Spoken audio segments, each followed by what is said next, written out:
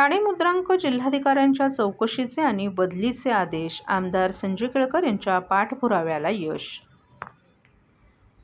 ठाण्यातील किशन महल सहकारी गृहनिर्माण संस्थेला महसूल विभागानं नाहक बजावलेल्या चुकीच्या नोटीसी प्रकरणी राज्याचे महसूल मंत्री चंद्रशेखर बावनकुळे यांनी आज कडक पवित्रा घेतला. या प्रकरणात ठाण्याचे मुद्रांक जिल्हाधिकारी संजय चव्हाण यांच्या कार्यपद्धतीची चौकशी करण्याचे आदेश देत त्यांनी तात्काळ बदली करण्याचे निर्देश महसूल मंत्र्यांनी मंत्रालयातील बैठकीत दिले आहेत.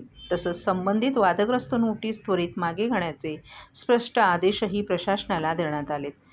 किशन महल सोसायटीच्या स्वयंपूर्ण विकासात महसूल आणि मुद्रांक विभागाकडून तांत्रिक अडचणी उभ्या करून नाहक अडथळे निर्माण केले जात असल्याचा विषय स्थानिक आमदार संजय केळकर यांनी विधानसभेत अत्यंत आक्रमकपणे उपस्थित केला होता. महसूल विभागाच्या अशा धोरणामुळे सर्वसामान्य नागरिकांच्या पुनर्विकासाच्या स्वप्नांना खीळ बसत असल्याचं त्यांनी सभागृहाच्या निदर्शनास आणून दिलं. त्यांच्या या पाठपुराव्यामुळे शासनाला स्वयंपुनर्विकासाच्या विषयावर गांभीर्याने सकारात्मक विचार करणं भाग पडलं आहे. आमदार संजय केळकर यांच्या विशेष पुढाकाराने महसूल मंत्र्यांच्या दालनात आज तातडीच्या बैठकीचं आयोजन करण्यात आलं होतं. या बैठकीत किशन महल सोसायटीला देण्यात आलेली नोटीस हे नियमबाह्य आणि चुकीचे असल्याचं समोर आलं. महसूल मंत्र्यांनी यावर तीव्र संताप व्यक्त करत मुद्रांक जिल्हाधिकाऱ्यांच्या भूमिकेवर ताशेरे ओढले. या संपूर्ण प्रकरणाची सखोल चौकशी करून अहवाल सादर करण्याचे निर्देशही त्यांनी दिले आहेत.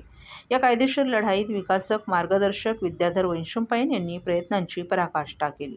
कायदेशीर बाबींची अचूक मांडणी आणि तांत्रिक पुरावे सादर करून त्यांनी प्रशासकीय चुका चव्हाट्यावर आणल्या. त्यांच्या मार्गदर्शनामुळेच सोसायटीला हा मोठा विजय मिळवता आला आहे. या निर्णयामुळे ठाण्यातील पुनर्विकासाच्या प्रतीक्षेत असलेल्या अनेक गृहनिर्माण संस्थांना मोठा दिलासा मिळाला असून प्रशासकीय अरेरावीला चाप बसल्याची भावना व्यक्त होते.